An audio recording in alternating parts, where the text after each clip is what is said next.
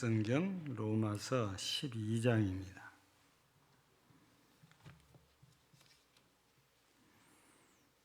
로마서 12장 19절부터서 21절까지 교독합니다.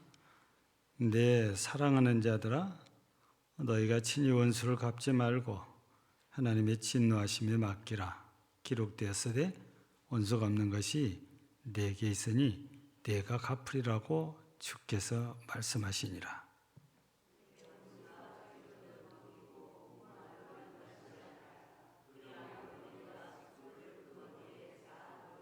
같이 합니다. 악에게 지지 말고 선으로 악을 이기라. 아멘. 원수라는 말이 우리 참 말하기도 참 은혜가 안 되고, 또 누가 나한테 원수라고 그러면 듣는 입장에서도 굉장히 은혜가 안 되는 말이 원수라는 말이잖아요. 근데 예전에 부모님들 가운데 어머니가 아버지를 왼수라고 그래야 해. 왼수 같다고 그래요. 왜 그럴까요? 왜 남편을 왼수 같다고 그럴까요?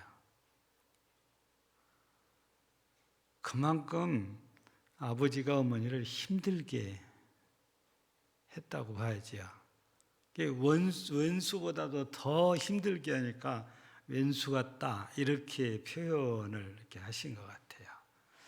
근데 사전적인 의미에서는 나에게 해를 끼친 사람, 또 전쟁의 상대나 적, 또 원한의 대상, 사전에는 이렇게 풀이를 해놨는데, 이런 사전적인 의미 가지고는 이 원수라는 이 대상을 충분히 이해하기는 쉽지 않아요.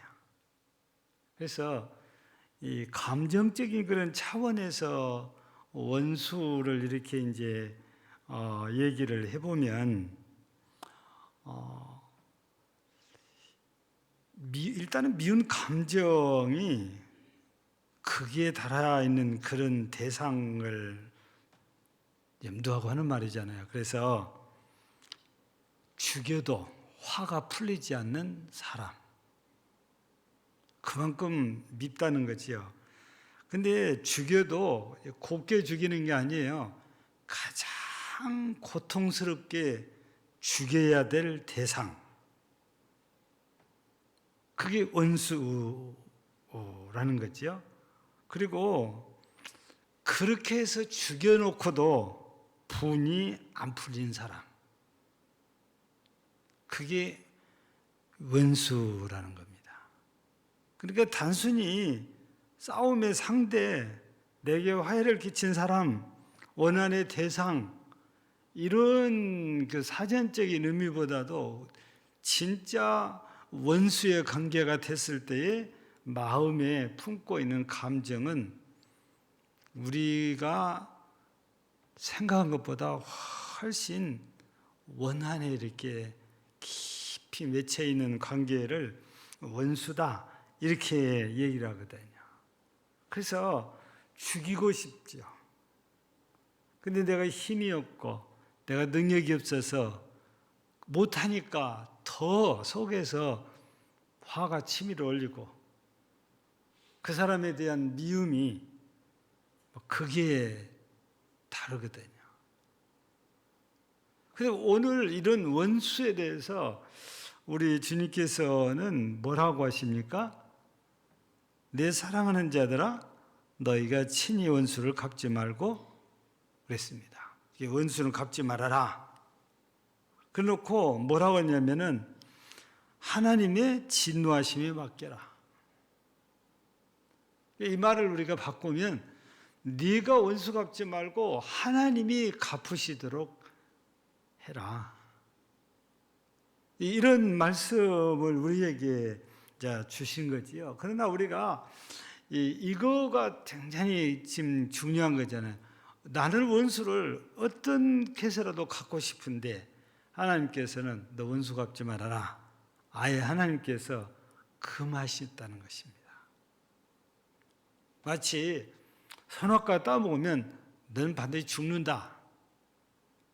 이렇게 단호하게 말씀하신 것처럼 원수 갚는 것도 단호하게 너는 원수 갚으면 안 된다. 너는 원수 갚지 말아라. 이렇게 딱 잘라서 말씀을 하신 거거든요. 그러면서 내가 알아서 갚아줄 테니까 너는 원수 갚을 생각도 하지 말아라. 그런데 예수님께서는 이 부분을 어떻게 또 설명을 해 주셨습니까?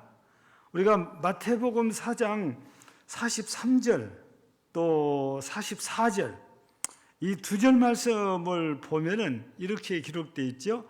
이웃을 사랑하고 원수를 미워하라 하였다는 것을 내가 들었다. 이게 율법에 그렇게 기록되어 있다고 말이에요. 그러나 나는 너희에게 이르노니 너희 원수를 갚지 말아라. 이렇게 말씀하신 것이 아니고 사랑하며 그렇게 해놨어요. 그러니까 오늘 본문에서 원수 갚지 말아라 하는 것보다도 더 원수를 갚고 싶은 그런 마음이 꽉 차 있는 사람에게는 더 큰 덩어리가 질 수도 있어요. 미워해도 시원치 않고 죽여도 시원치 않은데 사랑해라 이렇게 했으니까요. 도무지 쉽게 받아들일 수 없는 주문을 주님께서 하셨고 우리에게 명령을 내리신 거거든요. 그러면서 뒤에 또 하나가 붙어 있지요. 너희를 박해하는 자를 위하여 기도해라. 그것도 그냥 기도가 아니고 축복하라. 축복 기도해라. 이렇게 말씀을 하시거든요. 그러니까 우리의 생각은 죽여도 분이 안 풀리는데 그 사람을 사랑해라. 그 사람을 위해서 복을 빌어주라. 이게 주님께서 우리에게 내리신 명령이요, 말씀이거든요. 그러니까 오늘 본문보다도 더 강력하게 우리한테 요구를 하신 것이 주님이시라는 겁니다. 이게 참 잘 될까요? 지금 내 마음에는 죽여도 시원치 않을 정도의 감정인데 그 대상을 사랑해라. 그 사람을 위해서 복을 빌어줘라. 이게 잘 되겠냐 그 말이에요. 아마 대부분은 쉽지 않고 난 죽어도 그건 못해. 이럴 사람들도 나올 수 있다고 봐요. 왜냐하면 인간적인 생각에서 내가 그동안에 당한 것이 얼마고 내가 받은 피해가 얼마고 우리 부모가 당한 것이 어떤 것인데 우리한테 행한 것이 어떤 건데 어떻게 그 사람들을 사랑하고 어떻게 그 사람들에서 복을 빌어줄 수 있냐. 저 사람들은 저주받아서 지옥에 가도 시원치 않은 사람인데 그게 우리 마음이거든요. 그런데 주님께서는 다짜고짜 사랑해라, 축복해라 이렇게 말씀하신 거죠. 자, 오늘은 우리가 바로 이제 이런 말씀들을 우리가 잘 마음에 이렇게 새기고 우리가 말씀을 조금 이제 나누려고 하는데 이 원수를 이렇게 서로 두 집안이 이렇게 맺어졌을 때 어느 한쪽이 원수를 갚으면 갚은 쪽에서는 이제 우리가 당한 만큼 갚아줬으면 끝났다. 그렇게 생각을 하겠죠? 근데 당한 쪽에서는 이미 해를 끼친 분들은 돌아가시고 없을 수 있어요. 그럼 후손들이 또 당할 수 있잖아요. 그러면 또 그 후손들이 상대 측에 저 사람들 우리 원수야. 그게 끝이 없다고 말이죠. 요즘은 사람들이 많이 보는지 모르겠는데 옛날에는 저희가 고등학교 다닐 때만 해도 무협지가 참 성행했어요. 만화 가게 가면 무협지하고 같이 있는데 어떤 친구는 만화를 좋아하는 친구가 있고 어떤 친구는 무협지를 좋아하는 친구가 있는데 학교 와서 책가방 검사를 하면은 교과서는 없어요. 무협지만 시리즈로 담아갖고 옵니다. 그래서 수업 시간에 그거 읽고 있습니다. 근데 중국 영화는 다 이런 무협지 요거 관계가 있잖아요. 중국 영화들을 보면은 스토리가 너무 뻔하다고 그래요. 스토리가 대부분이 뭐냐? 어느 날 이렇게 평화롭게 사는 집에 갑자기 괴한이 침입해 가지고 그 가족들을 전부 다 몰살시킵니다. 죽여요. 근데 어쩌다가 어린 자녀가 숨습니다.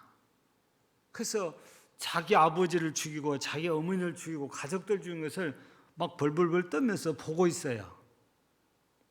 그리고 이 괴한들은 이제 다 죽였다고 떠나거든요. 근데 이 어린아이의 가슴 속에 뭐가 맺히겠어요?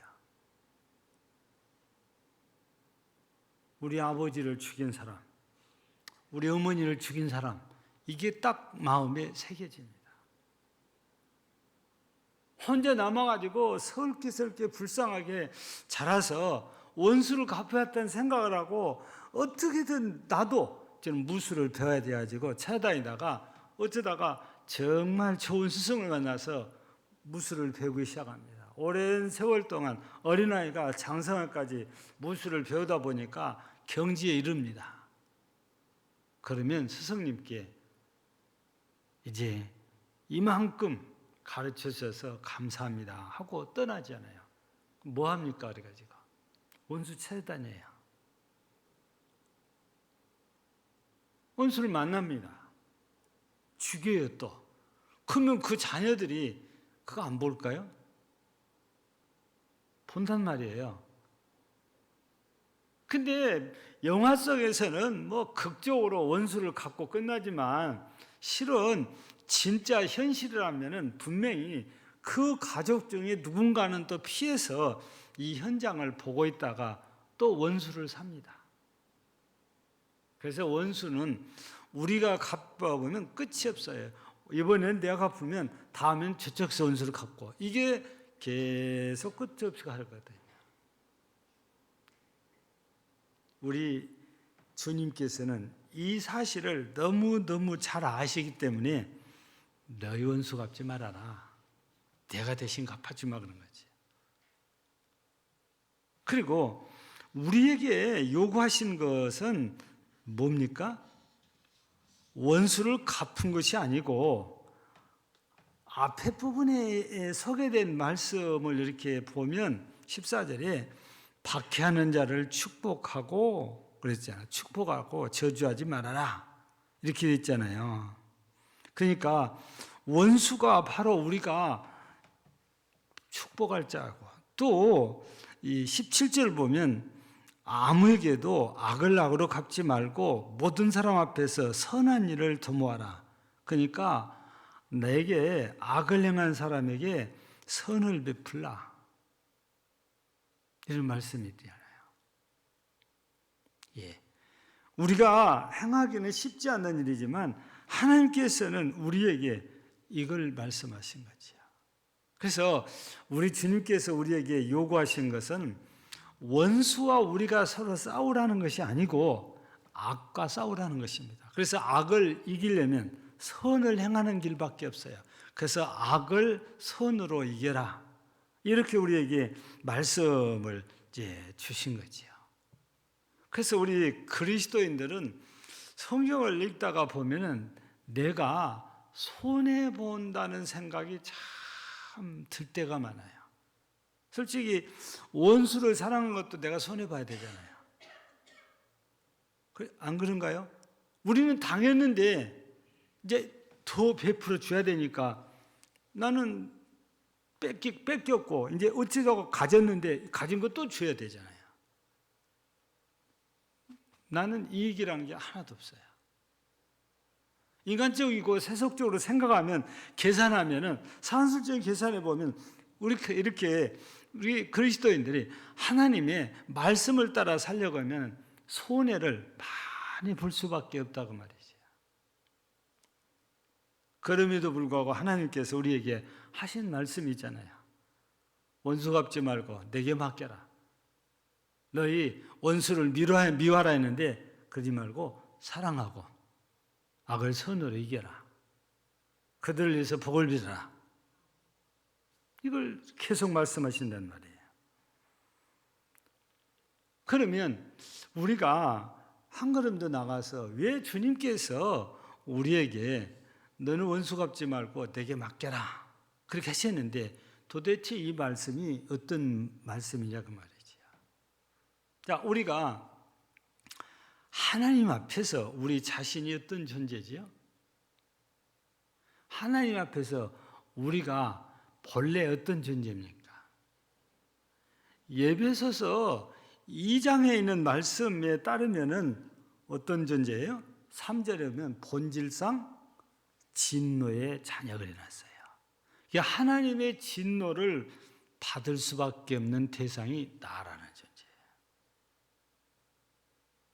에베소서에서는 그렇게 얘기를 하지만 우리가 지금 보고 있는 로마서에서는 5장에서 볼 때 8절에서는 원수라고 표현이 됐어요. 하나님과 내가 원수다 그 말이에요.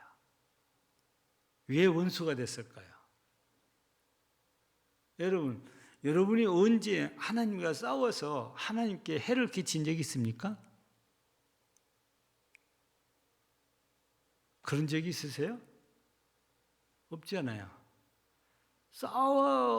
하나님과 싸운다는 것은 싸울 상대가 안 되는 거죠. 하나님은 전능자신데. 근데 왜 우리를 원수라고 그래요? 다른 거 아닙니다. 우리 인류 역사를 거슬러 가다 보면 결국에 아담으로 올라가게 되잖아요. 아담이 선악과를 따먹음으로 통해서 누구에게 속하게 됩니까? 하나님께 속한 자가 아니고 사탄에게 속한 자가 되잖아요. 하나님께서 모든 걸 다 허락할 정도로 아끼고 사랑해 주는데 어느 날 갑자기 하나님께 등을 돌리고 마귀에게로 가버린 거예요. 마귀가 하나님과 원수인데 마귀 편이 됐으면 그도 하나님과 원수인 거예요. 그래서 우리가 하나님 앞에 진노의 대상이고 그래서 우리가 하나님과 원수된 거예요. 예. 또 성경에서는 우리를 죄인이라고 그러잖아요. 그래서 8절에서는 죄인이라고 그러고 10절에서는 원수라고 그러는데 죄 때문에 우리가 하나님과 원수가 될 수밖에 없는 상황이 뒤어져 있단 말이죠. 그런데 이런 관계면 하나님께서 우리 원수된 우리를 다 죽게 되는 진노의 대상이니까. 근데 하나님께서 어떻게 하셨습니까? 하나밖에 없는 아들을 십자가에 못 박아 모든 고통을 다 당하면서 죽게 하시고 우리를 살려주신 거예요. 그러니까 이 십자가에서 보여주신 것은 원수를 갚은 것이 아니고 사랑을 보여주신 거예요. 그러니까 우리가 그래서 십자가의 사랑이라고 그러잖아요. 하나님께서 내게 원수를 갚아야 되는데 원수를 갚는 것이 아니고 선으로 사랑을 해주셔서 우리를 이렇게 살려주셨으니 이제부터는 모든 원수 갚을 권한이 나한테가 있는 것이 아니고 하나님께로 갔다고 말해요. 그러니까 지금부터는 하나님께 우리가 맡겨야 된다. 이 말씀인 거죠. 그러면 우리가 할 일이 뭡니까? 우리는 악을 선으로 이겼으니까 우리 선을 행하며 사는 거잖아요. 그리고 그 원수 같은 사람들에서 복을 빌어주는 거잖아요. 우리 선을 행하는 게 뭡니까? 우리 마태복음 5장 16절 이하에서는 뭐라고 합니까? 착한 행실이라고 표현을 해놨어요. 보다 우리가 구체적으로 도대체 이 착한 것, 선한 것이 뭐냐? 우리 마태복음 25장에 보면 34절부터서 보면 이런 내용의 말씀이 나옵니다. 줄일 때 먹을 걸 주었고, 목마를 때 마시게 했고, 나그네 됐을 때 영접해 줬고, 헐벗을 때 입혔고, 병들었을 때 돌아봤고, 옥에 갇혔을 때 와서 보았느니라. 이게 바로 우리가 선을 행하는 일들이에요. 이거 방금 제가 읽어드린 거 주님께서 오른편에 있는 사람들에게 하신 말씀이거든요. 그러니까 이 말을 듣고 의인들이라고 그래요. 의인들이 답변을 이렇게 하거든요. 언제 주님께서 줄인 적 있고, 목마른 적 있고, 헐벗은 적 있고, 병든 적 있고, 옥에 갇힌 적 있습니까? 실질적으로 우리 예수님이 그럴 일은 없는 거잖아요. 아니, 그냥 보리떡 5개, 물고기 2마리 가지고도 엄청난 사람들을 먹이고도 12바구니가 남는 이런 능력자신데 굶을 이유가 없잖아요. 일부러 마태복음 4장에처럼 광야에 가서 금식을 하시긴 하셔도 없어서 굶는 일은 없을 분이 예수님이세요. 근데 예수님 말씀이 내가 줄일 때, 내가 목마를 때, 내가 헐벗을 때, 내가 병들었을 때, 내가 옥에 갇혔을 때 먹여줬고, 마시게 했고, 입혀줬고, 돌아봐줬고, 와서 찾아줬다는 겁니다. 그러니까 우리 주님께서 그에 대한 답변으로 내 형제 중 지극히 작은 자 하나에게 한 것이 곧 내게 한 것이니라. 여러분 마태복음 18장에서는 이 어린아이에게 한 것이 곧 내게 한 것이니라 그래요. 그러니까 아무런 힘이 없고 능력도 없고 나약한 사람들, 스스로 아무것도 할 수 없는 이 사람들을 이렇게 향해서 선행을 행할 때 우리 주님께서는 그게 바로 나한테 한 거다, 이런 말씀이거든요. 우리가 원수라고 그래서 죽여 싶도록 미운 사람인데 어느 날 만났는데 완전히 쫄딱 많이 갖고 있단 말이에요. 그런 일이 있다고 그랬어요. 집을 2채인가 3채를 말아먹고 도망가 버린 원수 같던 사람이 있는데 보증을 써줬더니 부도가 나갔고 같이 망했대요. 그래서 이 사람이 숨어버리니까 이 사람을 찾아서 전국을 헤매다가 서울 어느 판잣집에 가서 사람을 찾았답니다. 그래서 다짜고짜 멱살을 잡고 내 돈 내놓으라고 하고 막 죽이고 싶었는데 가서 보니까 판잣집인데 들어가서 보니까 사람 살 곳이 아닌 상황이에요. 망해도 어떻게 이렇게 철저히 망할 수 있냐고 말이에요. 그래서 기가 막혀가지고 쌀을 한 가마니 팔아주고 왔대요. 근데 그 사람은 실은 예수 안 믿는 사람이에요. 원수 갚으려고 하는데 원수를 갚을 거리가 없어요. 나보다도 더 비참한 상태가 되어 있으니까. 여러분, 예수 안 믿는 사람도 선한 마음으로 한 건 아니지만 기가 막히니까 쌀 팔아주고 왔다는데 우리 예수 믿는 사람은 이렇게 예수님께서 우리에게 말씀하시잖아요. 원수를 갚지 말고 사랑해라. 너희를 박해하는 자를 위해서 복을 빌어주라. 그들에게 원수 갚는 것보다 악을 선으로 갚아라. 우리 주님께서 우리들에게 주시는 메시지예요. 여러분, 우리 예수님께서 용서에 대한 얘기를 하시면서 이런 예화를 하나 들었잖아요. 어떤 사람이 1만 달란트 빚을 졌어요, 임금님에게. 그래서 임금님께서 이 돈을 갚기 전에는 모두 다 가족까지 다 감옥에 가두겠다. 그랬더니 이 사람이 막 코가 땅에 닿도록 엎드려가지고 제발 갚을 때니까 감옥에도 같이 가두지 말아달라고 사정을 해요. 그래서 임금님이 불쌍히 가지고 이 사람이 1만 달란트라는 어마어마한 돈을 탕감을 해주잖아요. 여러분요, 1만 달란트, 10,000달란트잖아요. 이게 우리 돈으로 도대체 얼마가 될까? 이게 좀 산술적으로 환산하기가 그러긴 해요. 왜냐하면 앞에 금이 붙어 있다거나 은이 붙어 있으면은 계산하기가 쉬워요. 금값으로 계산하니까. 근데 그냥 1만 달란트라고 그러니까 이게 금인지 음인지 이게 쉽지가 않아요. 만약에 금이라면 1달란트라는 이 금은 벽돌 한 장 정도의 크기라고 알려져 있거든요. 그것이 1만 개면은 어느 정도 되겠어요?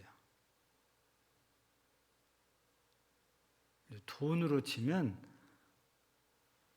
말하기가 어려울 정도로 천문학적인 수치가 나오지 않겠어요?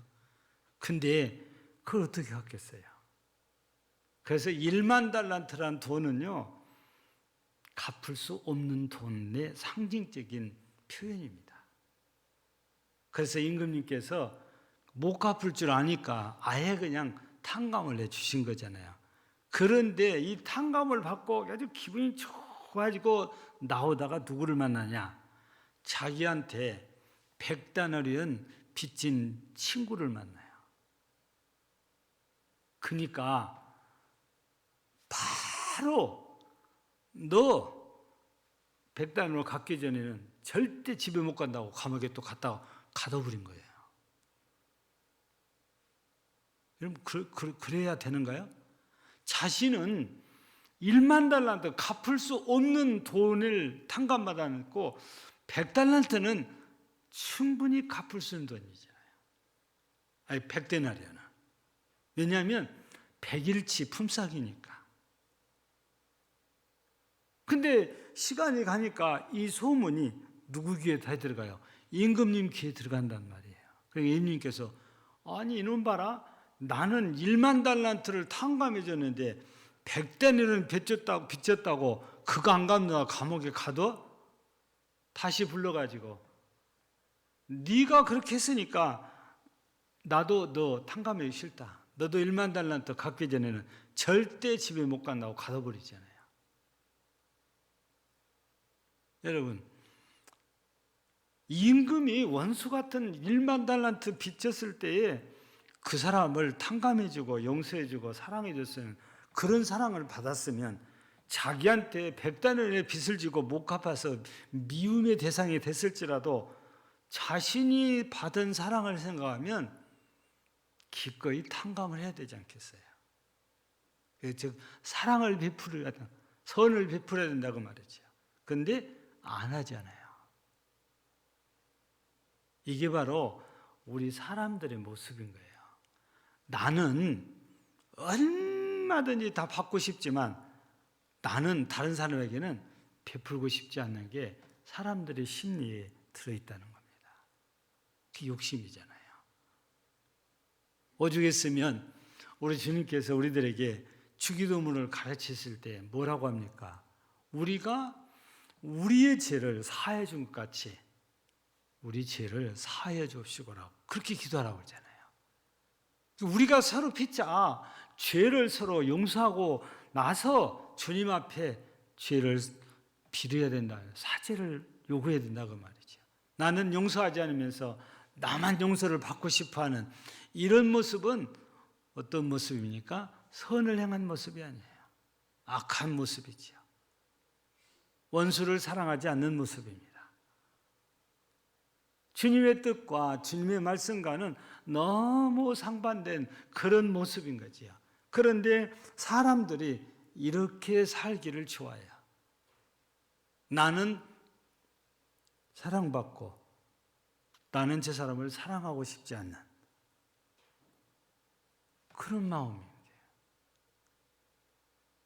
우리 하나님께서 예수님을 통해서 우리에게 십자가에서 보여신 그 사랑을 우리가 생각한다면 당연히 저 사람을 사랑해야 되냐. 그래서 예수님께서도 십자가의 그 고난을 앞두고 제자들을 불러놓고 뭐라고 합니까?